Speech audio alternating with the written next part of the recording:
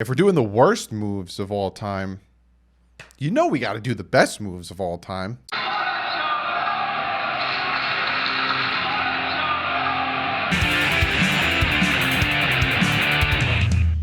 What is up, Fin fans? Yes, if you can tell by the title of this video, we are talking about the best moves the Miami Dolphins made in the offseason all time. It's probably not worded that way, but you know what I'm saying. You know what I'm talking about. You know what I'm doing. You know what I'm about. Before we jump into all that, there's a few things that I want to touch upon. First and foremost, one of our own, Greg Kenya, I hope I said his name right.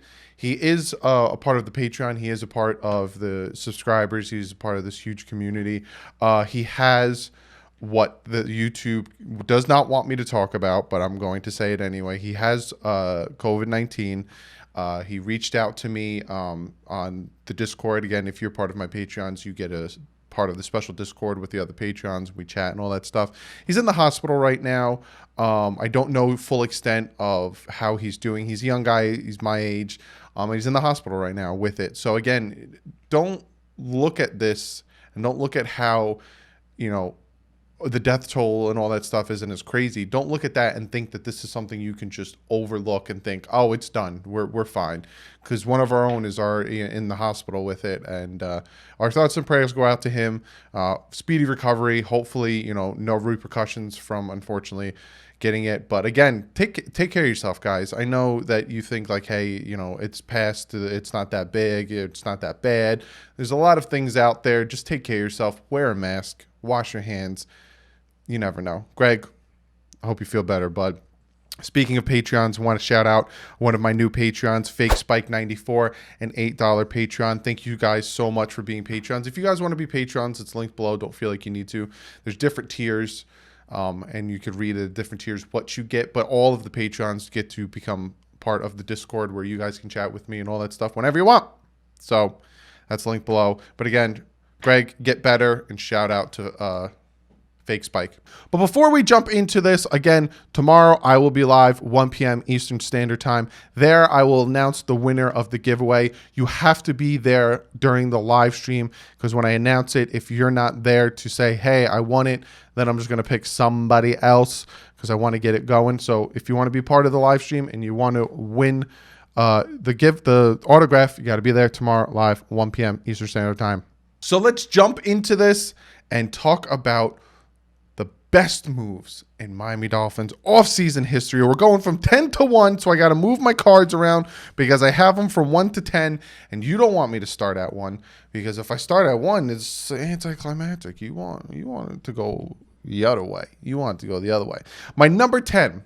Now, again, for me, these things are listed in huge impact. I will talk about it and I'll say why certain ones are ranked certain. But this one was actually hard for me to rank the top 10 best moves the Miami Dolphins made in the offseason all time. This was actually very, very hard for me to do. My number 10, some people are going to be like, that's your number 10? Yes, this is my number 10. That's drafting Bob Griese in 4th overall in 1967 draft. We all know about Bob Griese. We all know what Bob Griese did for this team. If you know, Hall of Famer, first and foremost, 2-time Super Bowl champ, second and almost, what? AFL All-Star from 1967 and 1968, 6-time Pro Bowler, and 2-time NFL MVP in 1971 and 1978. Huge history with the Miami Dolphins. Was with the team for most of his career. Like I said, 2 Super Bowls, helped this team out a lot. A Hall of Fame quarterback. We got him in the 4th overall in the 1967 draft. Kind of started this team. He was the first quarterback to come in, be that superstar we've had, and for me, I greatly appreciate it. That's my number 10. Now let's jump into my number 9. My number 9 is trading for Chris Chambers in the 2001 draft. Yes, the Miami Dolphins traded for Chris Chambers. They sent their 56th and 122nd overall pick in the 2001 draft to the Dallas Cowboys for their 52nd pick to move up and draft Chris Chambers, wide receiver. Loved this man. He was one of my favorite wide receivers watching play during my time of watching the Miami Dolphins. Absolutely loved Chris Chambers. When it comes to ranking all time of the Miami Dolphins, he is 4th in yards with 5,688. He is 5th with receptions, 405. And he is 4th with touchdowns, 43. Drafting this man was a great, it just really helped the team, and he solidified that wide receiver position. And in 2001, he was named NFL Rookie All-Time Rookie Team. Loved the move of getting Chris Chambers. He, like I said, really helped and solidified that wide receiver position for a good amount of time. Loved Chris Chambers. Speaking of trades, speaking of moving up in the draft to get somebody, my number 8 is the 1998 draft. Can you guess who the Dolphins traded up to get in the 1998 draft? Can you guess? Patrick Surtain. It was a little weird. Sent the 2000 first round pick to the Carolina Panthers for their 1998 second round pick, and they drafted Patrick Surtain.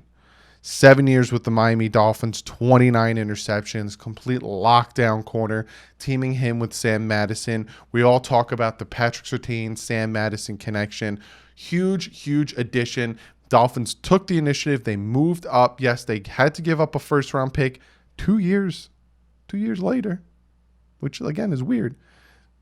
And they got their guy in Patrick Surtain, one of the best corners to ever play for this team. Like I said, a lockdown, shutdown corner. That is my number 8. Number 7. This one's big. Like I said, we're getting closer to 1, and it gets more and more impactful in my eyes. My number 7 move that the Miami Dolphins did in offseason history that was the best of all time is the 1969 trades. Now, you might be asking yourself, Doug, hey, the flick you talking about 1969 trades? What do you mean? Well, the Miami Dolphins made 2 trades in 1969 that hugely impacted this team. First trade, they sent linebacker John Bramlett, quarterback Kim Hammond, and 4th-round pick to the New England Patriots. Can you guess for who? They sent those 2 players and a draft pick for linebacker Nick Bonacati. 7 years with the Patriots. But yeah, he had a solid year with the Patriots, 7 years. But when he came to Miami, and he had that 7 years with Miami, that's when he earned his Hall of Fame induction. And that's when he had his Hall of Fame career with the Miami Dolphins. Then you think, well, you made one blockbuster trade. You made one trade that hugely impacted the future of the team, helped with Super Bowl wins. What else could the Miami Dolphins have done in 1969? You need some trench play, don't you? Well, they sent cornerback Mac Lamb to the San Diego Chargers. Can you guess for who? Guard Larry Little. He was the first ever native Miami native person lives in Miami. I just had a complete and utter brain meltdown.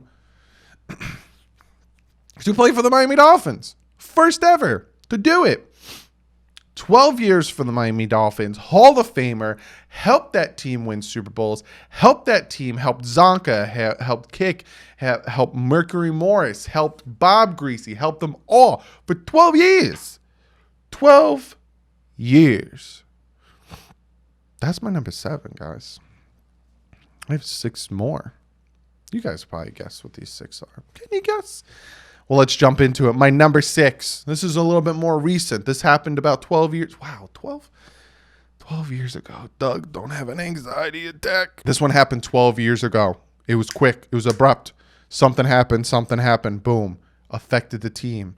Made us division champions. Yes, I'm talking about signing Chad Pennington in 2008. August 8th, Jets cut him. Yes, he had his shoulder problems. Yes, a lot of people think, oh, he had no arm strength behind that arm. Hey, with my own eyes, I saw him throw a flea flicker touchdown to Ted Ginn against the Seattle Seahawks. With my own eye sockets, I saw it happen. But yes, he had his shoulder problems. He had the shoulder surgery. Jets are like, hey, we're going to move on from you. So we got Brett Favre. They got Brett Favre. Jets. So he cut him. So, a bunch of teams were interested in Chad Pennington. It was between the Minnesota Vikings and Miami Dolphins. And the Miami Dolphins said, hey, Come on down. And he came on down for a 2-year, $11.5 million contract. And they added 1 more year on. He was with the team for 3 years, but only 1 year mattered. Because the other 2 years, he didn't really do anything. But only 1 year mattered. 2008, 67.4 completion percentage. 228 yards per game. 19 touchdowns to 7 interceptions in 2008, and he helped lead the Miami Dolphins to 11-5 in division winning record for the first time in I don't even know how many years. Unfortunately, in 2009, the next year, he re-injured that shoulder that had surgery on it on my birthday, actually, September 27th, 2009, against the San Diego Chargers. They were San Diego back then, so I don't want to hear you saying it's LA now. San Diego. So yes, signing Chad Pennington was huge. Was it impactful for the future? Not really, but it was huge because we won the division, and it was the first time in a very long time, and it has been a very long time since then, that the Miami Dolphins have won the AFC East. It was huge to me. Number 6, my number 5. This is huge because it started to build a foundation. It started to build a ridiculous Miami Dolphins defense. Yes, we had the no name back in the day, but a lot of people, unsung. And this, I feel like this started it right here. Drafting Zach Thomas, 5th round, 1996. Zach Thomas, undersized linebacker. He's not going to do anything in the NFL. Hey, his mom ran his head over with the car. He survived. That's a true story. His mother ran his head over with their car. 12 years with the Miami Dolphins. He was that general of that defense. He ran that thing.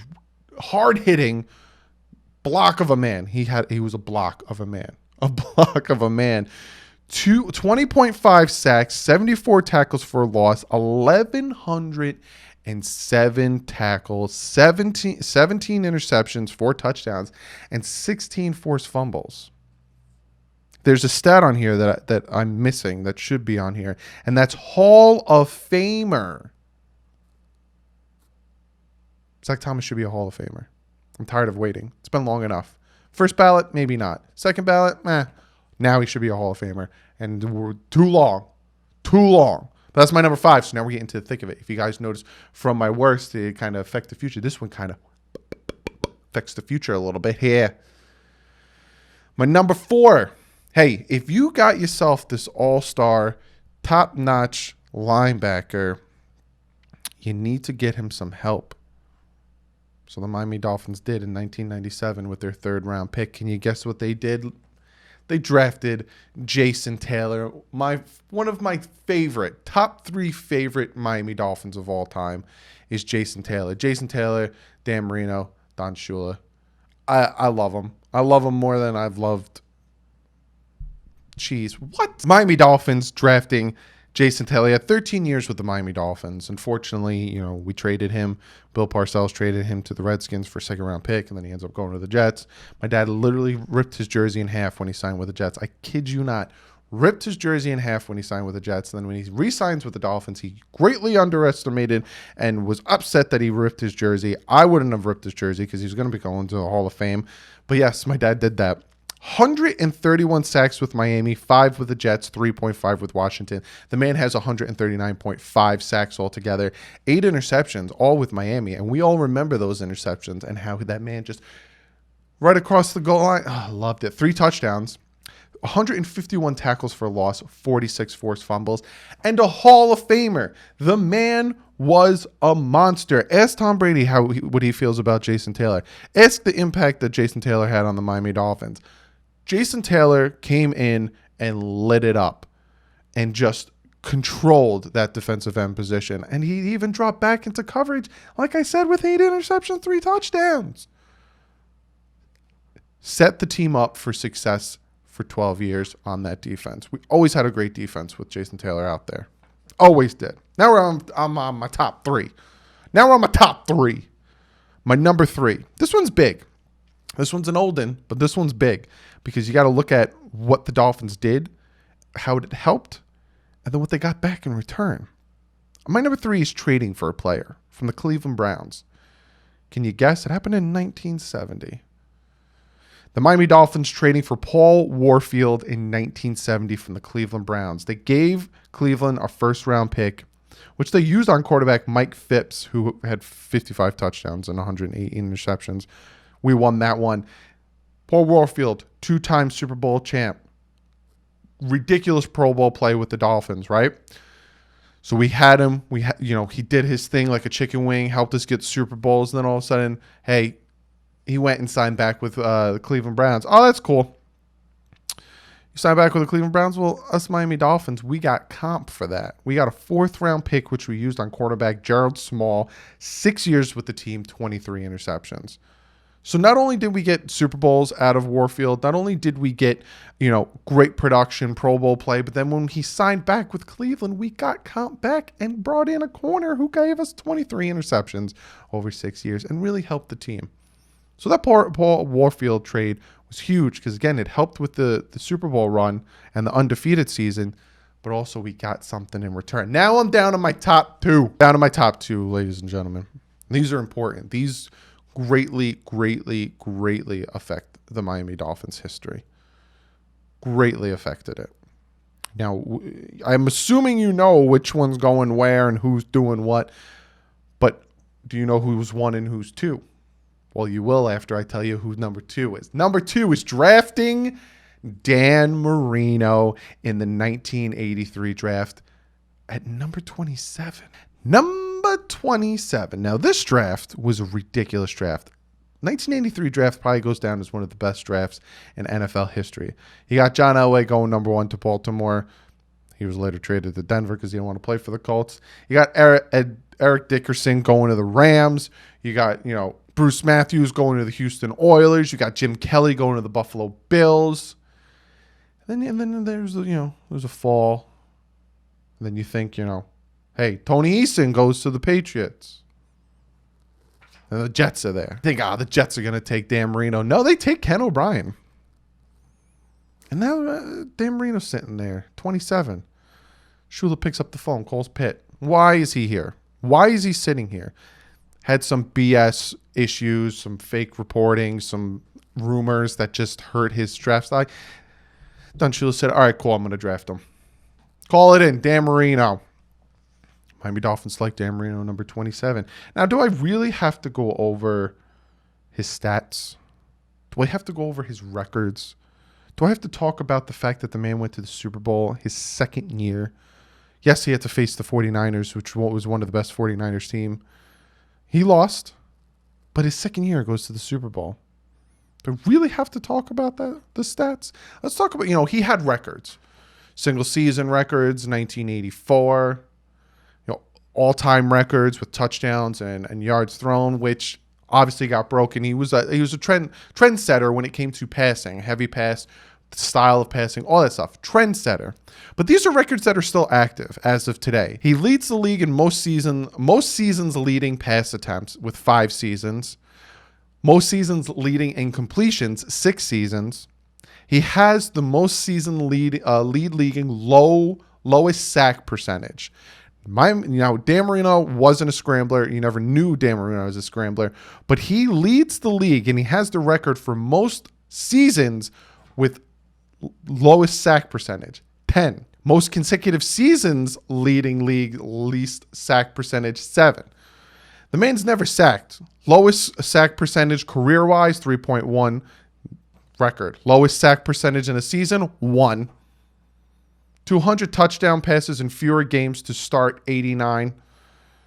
Most Monday Night Football, most passing yards, he has that record. Most completions, he has that record. Most attempts, most passing touchdowns, and most wins as a starter in Monday Night Football. These are all records he still has in 2020. Yes, the other ones are gone when it comes to passing yards, touchdowns, because of the way the league is now. But Dan Marino is still one of the best quarterbacks to ever play the game. He's a trendsetter.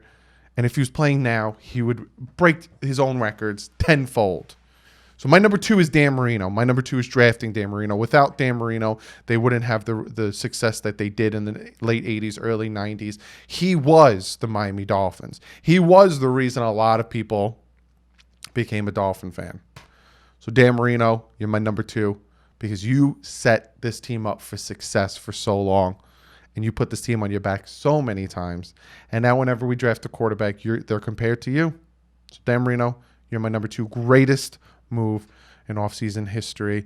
And my number 1, if you can't guess what my number 1 is, it's signing Cam Cameron. I kid you. I'm joking. That hurt my soul. I'm going to walk No, my number 1 is signing Don Shula. Now, yes, there was a little problem with that. 1969, Don Shula was still part of the Baltimore Colts. And yes, we went over there and we signed him anyway. It was tampering. So what we did, hey, Baltimore, we'll give you a first-round pick. Our apologies. Here's our 1970 first-round pick. You're not going to use it to equal anything on the caliber of Don Shula. He just lost the Super Bowl to the Jets and Joe Namath, overrated Joe Namath. Come to Miami. 5 Super Bowls with Miami, 1 with Baltimore, so 6 Super Bowls altogether. 2 wins, undefeated season, most career wins as a head coach. The man had, I think through his whole career with the Miami Dolphins, he had maybe 5 losing records, if I'm just going off the top of my dome. But again, like I said, we gave the Colts a first-round pick. They used it on a running back, Don McCulley, who had played 11 years. I think Miami won that one. And like I said, Dan Marino, Don Shula set this team up for success. Don Shula is the Miami Dolphins. Was the reason the Dolphins have the dynasty, the success, the undefeated season, the 5 Super Bowls, had Dan Marino, going to a Super Bowl his second year, drafted Dan Marino, made the trades for Bonacotti and Little. All of those moves was because of Don Shula. He had the he had the smarts to make changes on the run. Don Shula is the number 1 move in Miami Dolphins offseason history. Comment below. Let me know what you guys think. Yes, my order might be a little bit different for you, but I want to hear it. Did I miss something that you think is better? And you could replace one of these other? Comment below. I want to know what your guys' top 10 all-time offseason Miami Dolphins moves are. And I'm going to get to you guys' comment of the day. Now, comment of the day is I got a package. Now, I think this package is also from the gentleman who sent me the sticker. He told me that he made a shirt for me. So I'm going to open this. If you guys want to send me something, my mailbox is linked below, but don't ever feel like you need to. But if you do, I will open it for comment of the day. Oh, yep. Same guy who made the sticker. Look how awesome this Tua t-shirt is. See if I can get closer. That is so awesome and so very cool. Thank you so much for the t-shirt. If you guys want to grab yourself one of these Tua t-shirts, I will link his Teespring below. Like I said, it's the same person who sent me that very, very awesome sticker. Thank you so much for the t-shirt, dude. I'm going to rock this. I love this. Really do love it. But other than that, that is the video. I hope you guys enjoyed it. Be sure to give this video a thumbs up. Be sure to follow me on Twitter and Instagram and all that great stuff. Like I said, normally as soon as the news breaks, I post it there and then I come on here and I do my thing. Also, don't forget about Fan to Fan Network. It's a great, great network. It's a website that is going to be breaking very, very soon. 32 different NFL YouTubers are all collaborating with this. I have the Twitch linked below. Be sure to go follow the Twitch. There's going to be a ton of content on there as well. So be sure to check out Fan to Fan Network. Also check out my second channel. Got some new games going on over there.